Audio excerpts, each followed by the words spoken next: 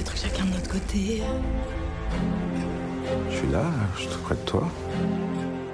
T'es sûr qu'elle se doute pas d'un truc, ta femme? Undine? Ist mir runtergefallen. Das Bein ist abgebrochen, aber ich habe es wieder geklebt.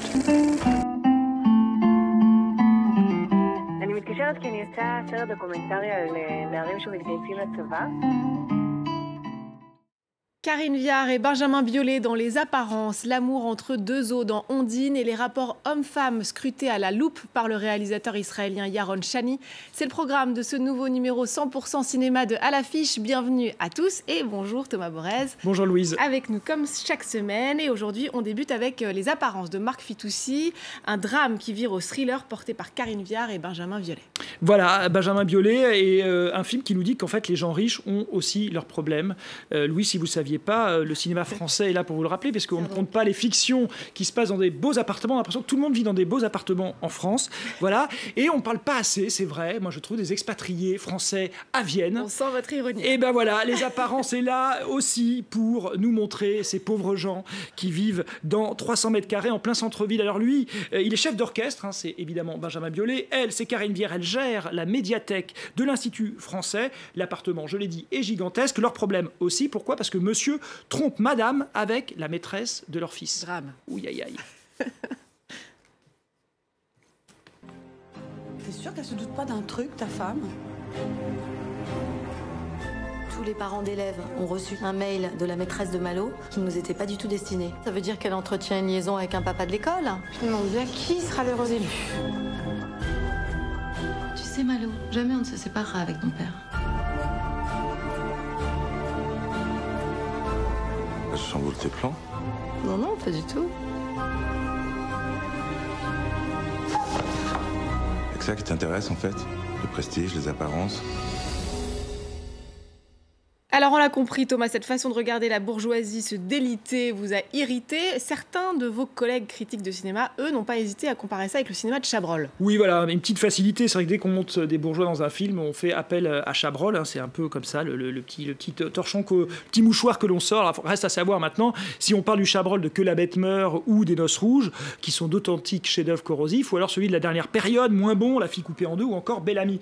C'est vrai que de Chabrol, Fitoussi ne retient que la façade, ce dont on a parlé, donc le milieu bourgeois.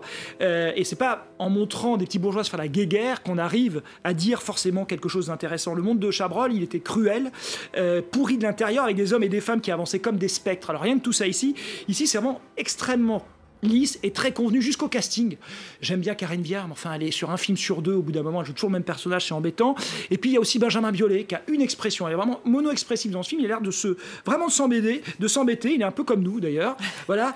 Alors, donc, c'est trop convenu et trop plat pour créer vraiment du malaise. On a déjà vu ça 1000 fois, voilà. Et les apparences, hein, dont on parle ici, sont malheureusement pas trompeuse du tout. Voilà, rappelons quand même qui est Marc Fitoussi, parce qu'il y avait des films que j'avais bien aimés, ce qu'il avait fait avant, notamment Copacabana, souvenez-vous, avec Isabelle Huppert et sa fille. Il y avait aussi Pauline Détective, avec Sandrine Kiberlin, ou encore Maman à tort, qui était un peu moins bien réussi. Voilà, c'est lui, à noter aussi, qui pilote la nouvelle saison qui va arriver prochainement de la série 10%.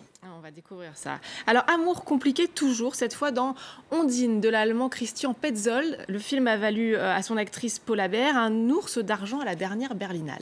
Oui, c'est un film qui m'a beaucoup plu. Ça commence un peu comme un cliché, vraiment volontairement cliché. C'est une rupture entre deux amants à la terrasse d'un café. Alors, elle a les yeux embués de larmes. Lui essaye péniblement de la réconforter jusqu'à ce qu'on entende cette jeune femme, dire « Si tu me quittes, tu dois mourir ». Et là, le cliché se fissure et on arrive tout doucement à rentrer dans une espèce de monde qui est comme un conte, comme une mythologie. Elle s'appelle Ondine. Ondine, comme la sirène légendaire, la sirène légendaire, elle peut sauver un cœur perdu, mais ce cœur perdu qui est sauvé doit l'aimer en retour éternellement. Et c'est un petit peu ce pacte avec le diable que va créer Ondine. Voilà, c'est une transposition donc moderne de cet épisode de la mythologie germanique. C'est très réussi, on en parle dans une seconde pour dire à quel point c'est bien. Regardez.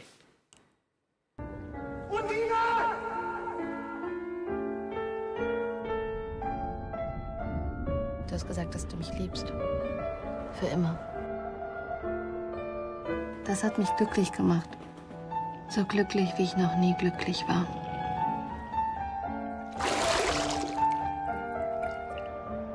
Du kannst nicht gehen.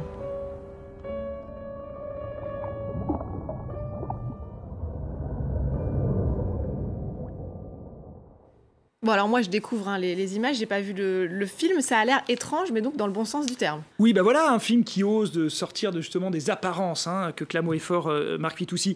Là, ça commence, je l'ai dit, comme un cliché, mais ça porte haut le sentiment amoureux, ça la respecte, ça y croit vraiment. Et puis, il y a le cinéaste allemand, donc c'est Christian Pelzold, Phoenix, Transit, qui filme avec une précision remarquable, un monde vraiment qui s'accroche au désir de son héroïne. La beauté, justement, elle vient de cette façon de refuser la fatalité, et justement refuser la fatalité d'une histoire amoureuse, mais aussi du mythe, puisque justement elle va essayer de dépasser un petit peu les chaînes qui entourent ce mythe légendaire. Ça qui est beau.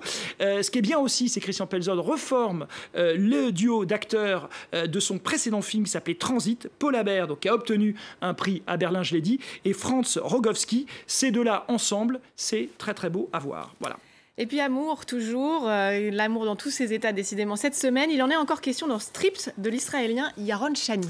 Oui, c'est l'histoire d'Alice. Alors, Alice, elle vient de signer un roman sur les rapports amoureux qui a eu beaucoup de succès. Donc, son éditeur lui propose de prolonger l'aventure en faisant un documentaire. Et là, elle va s'intéresser aux rapports amoureux à travers la jeunesse, et notamment ces jeunes gens qui partent au service militaire. Alors, un matin, Alice, elle fait la connaissance de Ziv, un jeune passionné de musique, qui s'apprête justement à faire son service militaire.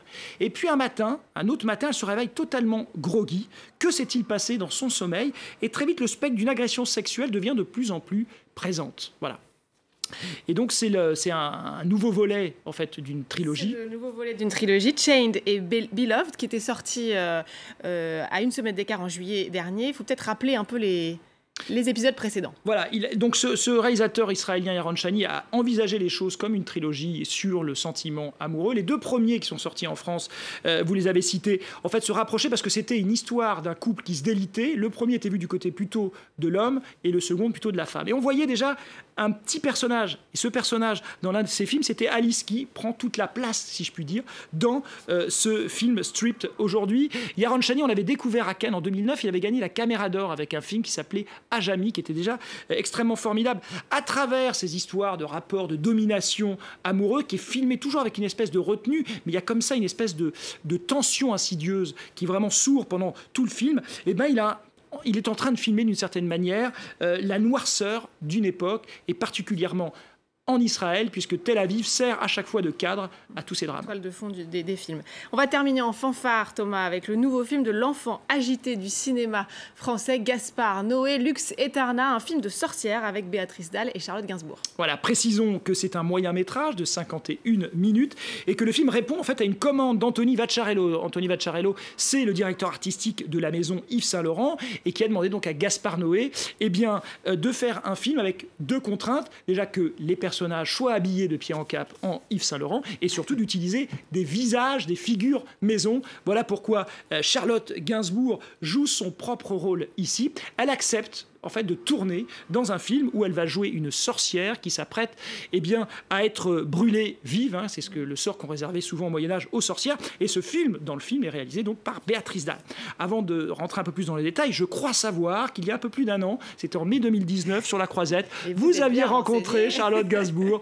Le film Lux Aeterna était alors présenté hors compétition. On va écouter Charlotte Gainsbourg qui raconte de ce rapport étrange avec son personnage. Écoutez-la. Contrairement à Béatrice qui disait qu'elle sentait dans quoi elle s'était embarquée et au fur et à mesure du tournage, elle comprenait un peu, moi, je me rendais compte de rien du tout parce que j'avais du plaisir aussi à jouer cette actrice qui est complètement paumée. Mais c'est quand même ça l'idée, c'est de prendre en dérision le métier, le fait que ça puisse vriller. C'est intéressant de savoir ça parce que c'est vrai qu'on la trouve un peu paumée là et pas là, Charlotte Gainsbourg. Ça va plutôt avec le personnage, comme elle l'explique très bien qu'elle joue. Ça commence vraiment très bien avec un dialogue qui est improvisé, il faut le savoir, entre Béatrice Dalle, donc qui joue la directrice, et ce qui explique à Charlotte Gainsbourg en quoi incarner une sorcière, c'est génial. T'es la reine du bal, en gros, elle lui dit. Donc la séquence est assez savoureuse. Voilà, et donc on voit très bien, c'est filmé en plus en split screen, parce que c'est vrai que Gaspard Noé aime ça, lui, justement, jouer avec les outils du cinéma. Alors la suite, ça ressemble un petit peu à un vrai faux making-of de film qui part un peu en vrille. Et c'est vrai que comme c'est souvent chez Noé, vous avez raison, lui, il veut impressionner visuellement. Alors ça finit de manière chaotique avec je ne sais pas combien de minutes avec des images stroboscopiques. Effectivement, ça fait mal aux yeux, avec justement ces femmes sur le bûcher, dans un éclairage au néon qui rappelle un vieux giallo italien. Voilà, je ne veux pas vous dire que le propos est démentiel, c'est juste que Gaspard Noé, il aime... C'est une expérience. Ouais, c'est une expérience, et puis on sent que c'est quelqu'un un peu rock'n'roll, punk, qui a envie un petit peu de bousculer les choses, même dans le cadre, a priori corseté, d'une commande pour Yves Saint-Laurent. À noter que Gaspard Noé, il y a quelques semaines, avait vu son film culte, dont la structure narrative avançait à rebours, souvenez-vous, Irréversible. Eh bien, le film avait été remis à l'endroit, il était sorti fin août en salle. Voilà, Gaspard Noé, rappelons que c'est quand même aussi des films comme Love, Climax, à chaque fois des films qui font du bruit. Voilà. Donc voilà, pour les amateurs d'ambiance crépusculaire, un tantinet malsaine avec de l'hystérie collective et du stroboscope, c'est pour vous. Merci beaucoup Thomas. On se retrouve évidemment la semaine prochaine pour toujours plus de cinéma. Merci aussi à vous de nous avoir suivis. N'oubliez pas de nous retrouver sur france24.com ainsi que sur tous nos réseaux sociaux. On se quitte donc sur des images de Charlotte Gainsbourg et Béatrice Dalle sous le stroboscope de Gaspard Noé. C'est à voir dans Lux Eterna. Je vous laisse découvrir et vous dis à très vite.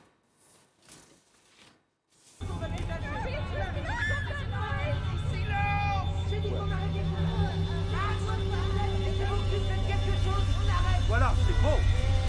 Carlotte, c'est super. On arrive quelque part. Charlotte, tu brûles. Détachez-moi. Détachez-moi.